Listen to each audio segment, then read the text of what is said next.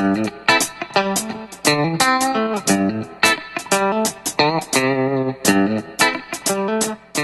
guys, nothingwired.com, and you're looking at the brand new Nikon D3300. Now this was released in India last month, 19th March to be precise. We were at the launch event, and you're looking at the camera at the launch event. This video was long due, so better late than never. You see, it's a beautiful camera. It enters right into Nikon's entry-level DSLR product line. So 3100 and 3200, and now you have 3300.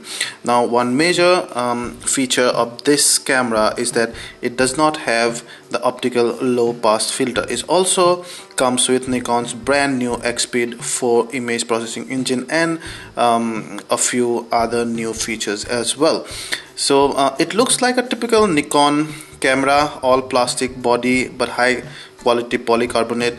And let's see, you have the autofocus assist lamp, the IR button, and then typical Nikon, the band out there. You have the new 18-55 compact lens flash button and all the other usual VR autofocus manual toggle buttons and stuff. Yeah, your lens release button out there, and then you see Nikon F mount. So it will take both DX and FX lenses. It's an APS-C sensor. Underneath there you can see the mirror.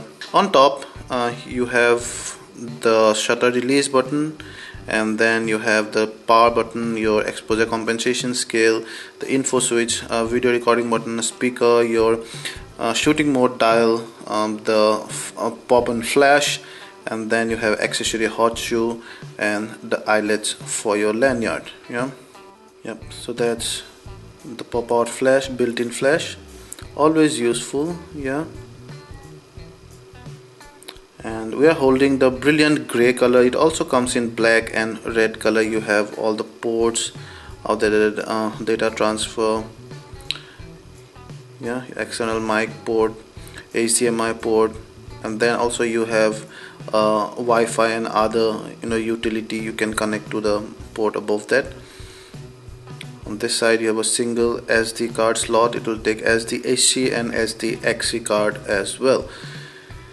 Behind, one of my biggest disappointments, so it does not have an articulating LCD screen. It's also not a touch screen. You have a familiar layout of buttons on both left and right side of the LCD screen. Yeah, you have a live view button on the right. On top of the LCD you have the 0.85x viewfinder with the eye cup, and then your autofocus and exposure lock. You have your primary command dial there also. Below you'll have the EN-EL14A battery. Yeah, you also have the tripod mount there. So typical button layout below, and in fact a typical button layout as you see in almost all of the Nikon's entry-level cameras. Now it comes with that 18-55 brilliant compact lens. You see a button on that zoom ring. Now that's you press that and then bring the lens to that L mark, means it's locked now. So it's an extra ultra compact lens. There you have the autofocus manual, focus toggle button, a VR on off button. The D3300 does not have a built-in image stabilization, so your lens ought to have one. That's your manual focus ring. Note that only change the manual or only touch the manual focus ring when your camera is in manual focus mode, and never in autofocus mode, because it might spoil your autofocus motor. This 18-55 lens is also an AFS lens, so that will give you silent autofocus. We are looking at the shooting mode dial. You have your usual MASP, and then you also have a guide mode, for people who are new to DSLR cameras, so that those will have some easy mode, so that you don't have to fiddle around with the controls much, and you can just straight away get on with your shooting and video recording. The info there are pretty much usual to the new Nikon layouts. Info, you can toggle all this, the ISO So it goes up till 12,800 and high one is like 25,600. Compare that to the 6400 max that the D610 goes, and you know you're in for a deal. You also have some other quick functions that you can toggle. That's the playback mode. You can zoom in with that, zoom out with this usual buttons. Zoom out enough and it'll take you to the calendar mode. Then you have your main menu. You also have the live view mode here. Now, of course, the D3300 cannot face detect in live view mode because of the mirror. That's the video recording. Now see, that's the sound bar out there, and you can change your shutter speed. And once we take you to the full manual mode, there's a P mode. Yeah, let's go to the full manual mode and check out if it changes the shutter speed or the aperture. So that's the live view mode, and it of course does not phase detect during live view mode, both in still and video, because of the mirror. And that's the program mode, and the moment we change the shooting mode, the recording gets interrupted and it stops. Now we need to start a recording again. Now there's a funny thing here. We also saw this in case of the 7000. So it changes the shutter speed, but then it does not show the change on the LCD. Actually, it changes the shutter speed out there, but it does not actually change the shutter speed. And we are confused in the D7000 as well. Now D7100 rectified that, and it actually told us that the aperture cannot be changed. You see, I can change the aperture out there, which was much to our pleasure, but then it's most probably is a fake, because it does not actually change the aperture of the video in effect. It just shows you that the value is changing. It's actually doing nothing to the actual video. Now that's pretty interesting for a new user who actually thought that the aperture was changing and its video will take effect. Some people also might think that in preview you're not being able to see, but then maybe the video will actually show it, but then no, that's not the case.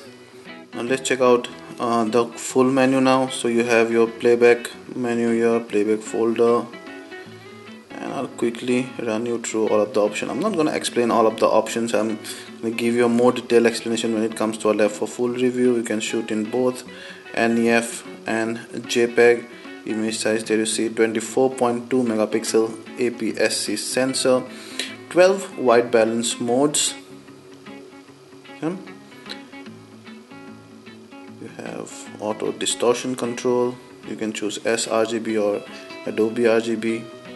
Color space, your dynamic range, noise reduction, all are there. ISO sensitivity, 100 all the way till 12,800 and even 25,600 in high one.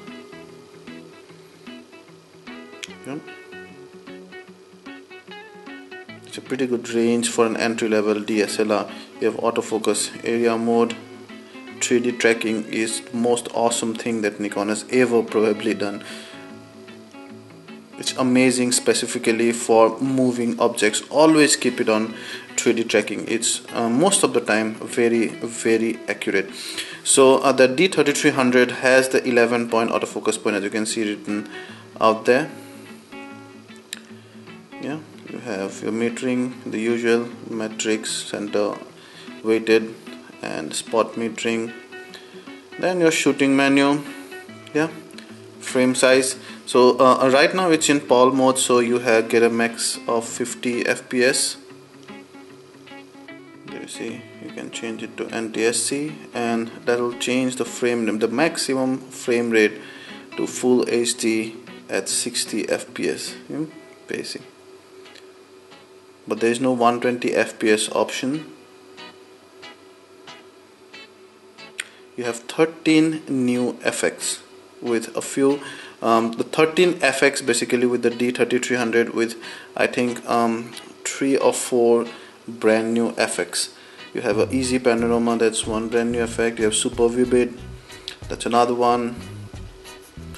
There are 3-4, I exactly forgot what all are there, but color sketcher, toy camera, effect, miniature, all these were there from before. Yeah, so those are the effects. Yes, a great display, and that's how it looks.